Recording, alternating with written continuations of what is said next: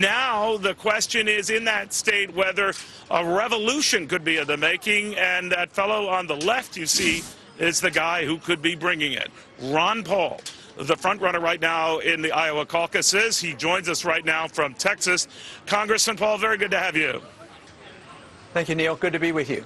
Are you surprised that not only are you the front runner, you've actually been staying the front runner for a better part of a week, which is, at least in recent polling history, unusual, with a week and a half or so to go, the pressure's on to maintain it. How do you feel about that? Yeah, you know, I guess I'm supposed to say I'm not surprised, and I expected all along. No, I'm a little bit surprised, but of course very pleased. I was always convinced that the message would be very popular and very necessary. I wasn't quite sure that I would be the messenger that could deliver it. So things are going very well, and the crowds are getting bigger, not smaller. The enthusiasm is growing, and I'm talking to more than just the young people, the college kids, the retired people coming on. So there's been a definite shift here in the last month. Congressman, you probably heard Terry Branstad, the governor of Iowa, the Republican governor of Iowa, said if you were to win the state, he's telling a lot of people, well, ignore that and focus on who came in second. What did you think of that? Well, I was surprised because he's been pretty generous in the past, and I don't know whether that he didn't mean it to sound the way it did, but it did sound a little bit strange.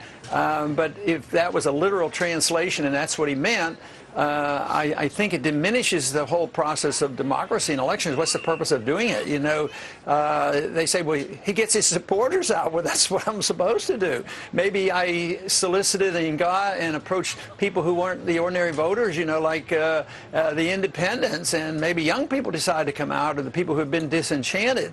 So I would say to dismiss the election wouldn't be very good. But I don't think it's just the governor. I think there are others who have hinted that this would be a monkey wrench into the electoral process. No, you're right. It's not just the established Republican. I mean, there have been many of them, some of my colleagues at Fox, I made note of it, who say that your win would minimize and even trivialize Iowa in future elections. How do you feel when you hear that kind of stuff? Well, you know what? At first you think, well, this is terrible. But on the second thought, sometimes this sort of helps, because it certainly helps the supporters, the people who might not have been paying much attention. You know, they might even become more energized. It certainly energizes me because, you know, I might be, you know, at a steady pace doing the same thing over and over again and not getting any extra excitement. But then you get to the point and say, boy, wouldn't that be neat if you could really beat them and have them eat a little crow? So I think this has energized the campaign and the fundraising. The other day when some of this stuff was coming out, somebody called and said, you know what, our fundraising has just gone up again. Has it really? They want us to be on television. The more this comes out, the more the fundraising picks up?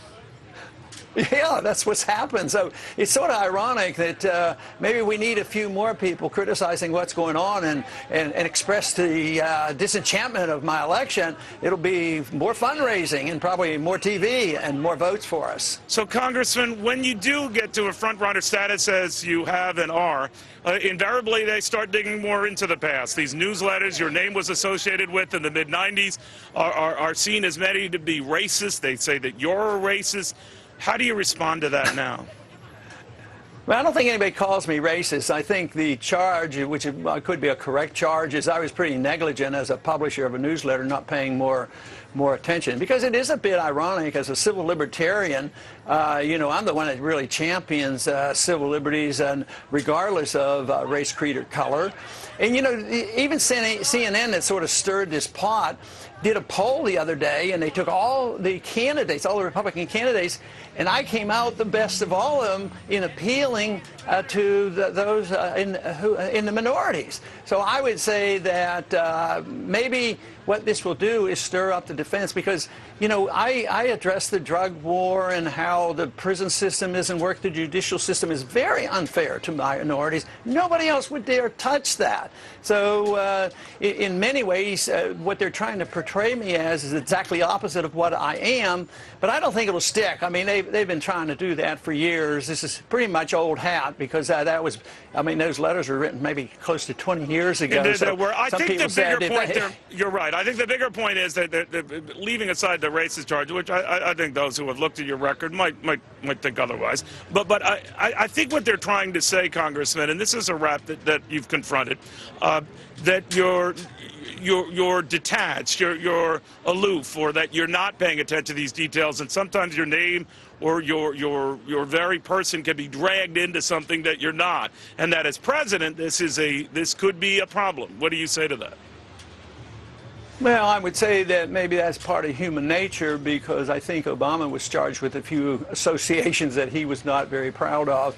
So, no, I think that if somebody thinks I'm perfect, then they're going to be disappointed. But I think in management, I've done a lot of management when it comes to my businesses, my medical profession, and my congressional offices, and we get pretty high marks. But to say that I was never negligent. You know, back in those days, I was practicing medicine, and though I was involved with the letter, especially on the economic issues, and wrote about the, you know, the financial bubbles, which you and I have talked about so often, I did participate in that. But to really pay the close attention, and then you also have to see this in context. I've been publishing a letter, a Freedom Report plus that investment letter since 1976, and I would say percentage-wise, this is probably 1/100 of 1% or even less of all the thousands and thousands of pages written. And most people see those letters as being investment letters. They were hard money newsletters, and that's what almost anybody that knew anything about it and say, oh yeah, he had a newsletter, it was a hard money newsletter. Then let me switch gears a little bit. Donald Trump announcing he's an independent now. Many say greasing the skids for a potential independent run for president. What do you think of that? Well, to each his own. I don't know.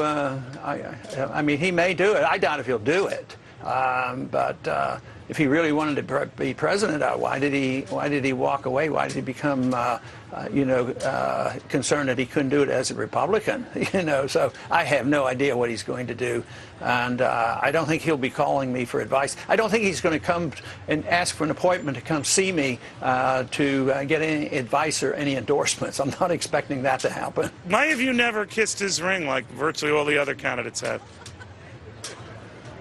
Well, you know, I just didn't think it was necessary or appropriate. I mean, how could he endorse what I'm doing? I mean, my positions are pretty much opposite of what he talks about. I mean, he doesn't believe in free markets. He likes the Federal Reserve, he's not a free trader. He likes tariffs.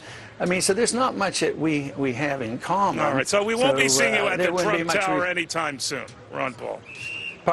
Pardon me? We won't be seeing you at the Trump Tower anytime soon. Oh no, not likely. I mean, if he wants to converse, I'll be glad to take his call. Very good, Congressman Paul. Thank you very much.